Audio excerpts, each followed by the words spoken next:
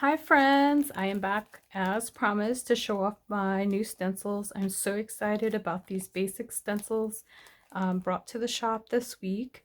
Just posted. We've got, and you can tell that I've been using them because they're a little inky, but we have stars. We have, I'm going to show you this one last, random circles. We have this heartfall and brick. These are all blendable with blending tools, whatever you have. I have these, the brush ones. You can use whatever you want. So these are all ink blendable, and you can use texture paste with any of these. This one is just a texture paste stencil, the star frames. It does not work with ink because it's so small. It's meant for having a matte or a texture, and you can tell that I've been having a lot of fun because I've got paste all over my hands. So I'm going to start with this one first and show you how to use that. Super fun. I'm going to do, so there's a square frame and there's a circle frame. So I'm going to use black cardstock, and I'm going to use the circle frame. So I really love this is my birthday present. My birthday was a couple weeks ago, and I'm loving this. I stock Ranger products in the store, but this one isn't available to wholesale. I'm not sure if it will or will not be. But it's called a station, and I absolutely adore it. Very easy to use, not super complicated, just a bunch of magnets sticking things down. So I use this for my stencils and blending, and sometimes stamping as well. So I'm going to take this paste that I made. So this is, and I'm not sure, I just experiment. I just do it. So I'm not sure if this is right or not, but I've got this Ranger matte finish texture paste. And then I put some champagne gold and rose gold Vicky Bouton acrylic paint for some shiny. And then I put some super fine glitter in there. So I mixed it all up. It kind of looks goofy like this, but I've been playing with it, and it's super pretty, and it comes out really well.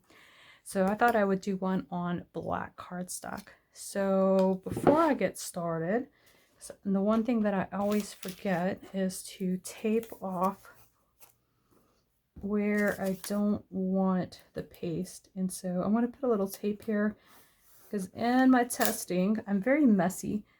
And in my testing, I got it all over the place. And I ended up ruining my first batches, but that's common though, right? I mean, anytime you get something new, it never works perfectly the first time. You've got to get used to playing with it and figuring it out. So put some masking tape on either side, unless you're super neat, which I am not.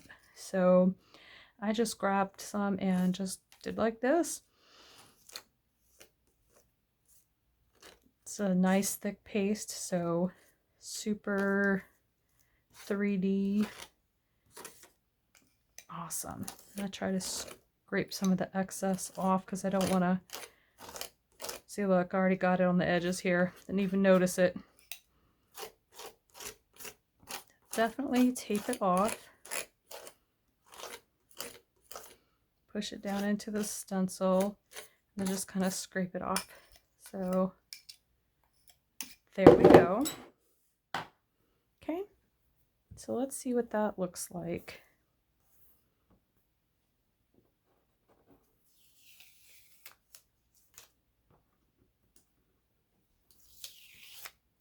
Okay, I'm gonna peel this up gently. Look at that. Ooh, ooh, ooh. You probably can't see it on camera, but that's real sparkly and shiny. Nice and 3D. So isn't that pretty? Look how you get those little delicate, small, teeny tiny little stars. I mean, that's perfect. Okay, so I'm going to put that over here. We'll come back with it in a minute. And the next one I'm going to do is this one. So I'm going to wipe off this just a little bit. And this station is wipeable and cleanable. It says damp cloth, mild detergent, so probably not alcohol inks or trying to think anything that might be harsh. Won't clean off. Okay, so let's use a white piece of paper, and we're going to use this Turquoise Mousse. And I think I'm going to try to do 2 frames. I'm going to do one here and then one here. So that's going to require some masking. Let's see if I can get that set up right. Can't put that all the way at the edges to hold. So I have it all the way at the edge. So this edge is masking it over here, but I need to mask it here. So let's just use a new one. I don't want to get that on what I'm doing. And I've lost my tape. There it is. Okay, cool.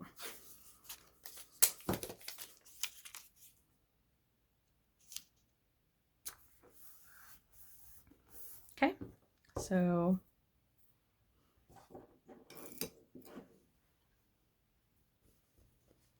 all right, Turquoise Mousse, here we come.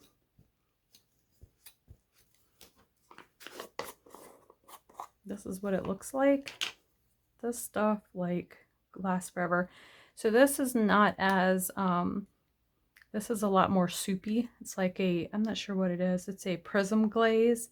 It's not really, I think, supposed to be used for 3D. You can, and we did use it that day for projects, and I've used it for that. But the thing with this is you don't want to push down or smush it too much because it can get under the stencil. So I just usually less is best. Less is best. And so I just try to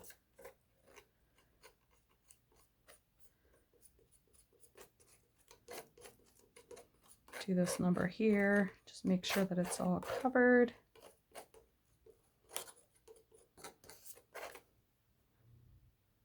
I'm going to move that. Oh, and I'm going to make a mess. Let me change my angle. So I'll go this way.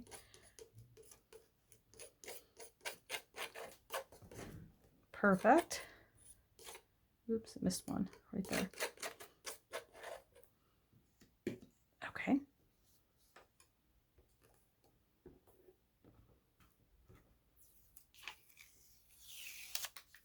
I did get a little on there, but I think in the whole design it will come out. Ooh, look how nice that looks. Looks very nice. Very, very nice. And I need to wipe this down so then I can do the other side. So we're going to do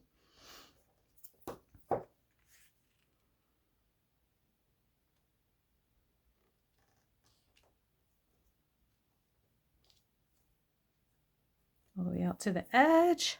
I'm gonna have to be really careful, I guess, because either that or let this dry first, but I'm going to opt for being really careful.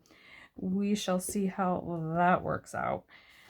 I'm probably the least careful person. Very clumsy, but let's try it. We're just experimenting here, right? So let me go let me start there, the hardest part, and we'll go kind of this way. There we go. That works. And the rest is taped off, so it doesn't really matter.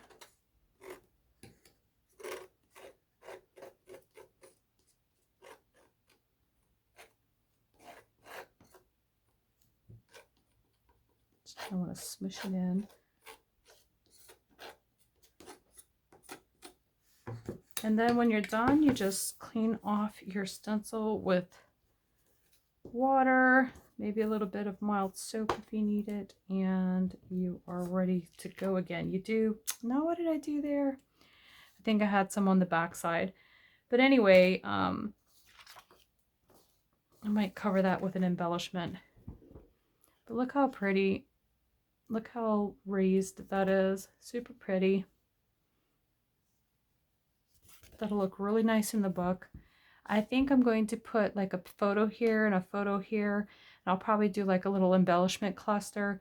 So I'm not too concerned about that. That'll probably get covered up. If that doesn't get covered up, I could probably just take a fingerprint and like smoosh, like rule of thirds. I'll put one there, there's one, and I'll put another one right there. So it leads you across the page. But that is what the star frames looks like. So that's it for this stencil. I'm going to leave it there, and then I'll come back and I will show you in another video how to do some blending techniques with these stencils. Bye, friends.